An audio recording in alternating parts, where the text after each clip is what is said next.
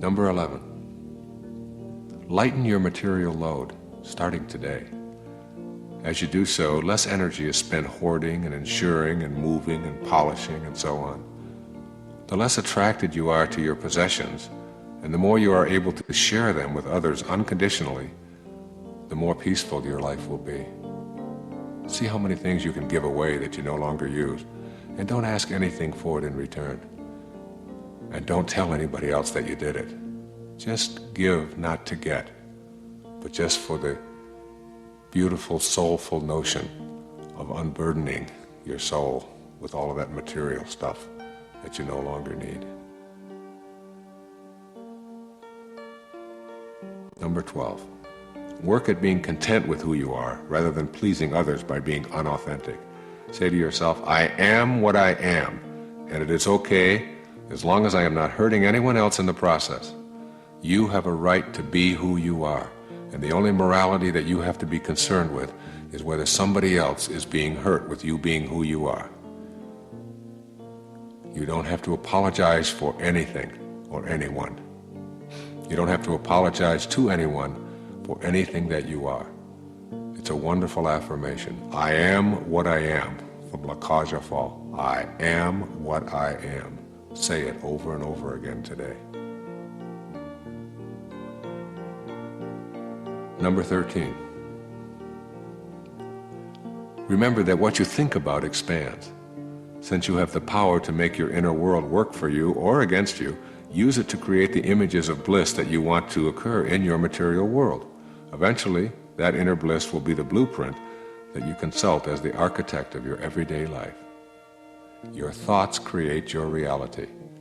Once you know this, you'll start being very careful about what you think about. Number 14. Let go of the concept that more is better. This idea keeps us exclusively in the physical domain. You can replace the more is better belief with an inner serenity that does not need more to be acceptable. Let me ask you this rhetorical question as you consider this transforming thought. Where is the peace in more is better? And of course you know the answer. There is no peace in more is better. And if it doesn't bring peace to your life, then it's something that you want to discard. Number 15. Try to get back to nature today in some way. Give yourself time in the woods, trekking in the mountains, walking in open meadows, or walking barefoot on the beach.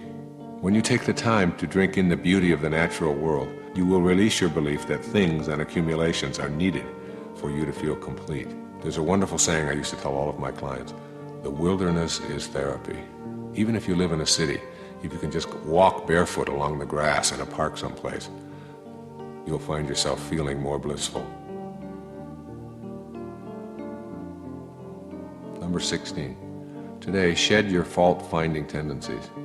Know that you are the creator of your life and that a loving presence is always with you. Your ability to be self-reliant will overtake your habit of assigning blame. Another way of saying this is that your life is the product of all of the choices that you have made up until now, and no one else is to blame for anything that is going on in your life. Circumstances don't make a man, they reveal him, as James Allen said. Number 17. Adhere to the most important guideline ever passed on to us from the spiritual world. Love thy neighbor as thyself. Make this a daily affirmation in your life, beginning today. I will love my neighbor as I love myself. Number 18. Make an attempt to think globally rather than locally. People who look different, who speak a different language, who have different beliefs, are all a part of us. We are all now here together. In the eyes of the loving presence, there are no favorites. Number 19. Relax about the future and let it go. Instead, make an active commitment to enjoy this day a little bit more. It is very difficult to accomplish anything when you're stressed out over the outcome. When you relax and get peaceful, you become inspired and efficient. And inspire comes from in spirit. When you are in spirit, you are inspired. And the future isn't something you need to be worried about. You are totally consumed with now, which is all there is, all there ever has been, and all there ever will be. Now. Number 20. Learn to allow others to work out their difficulties without feeling that you are the only one who can fix things. Your ego is pushing you to intervene, while your higher self wants you to experience peace and harmony. Choose the latter. Allow your higher self to rule. Let other people work out some of the things and don't have to be right all the time.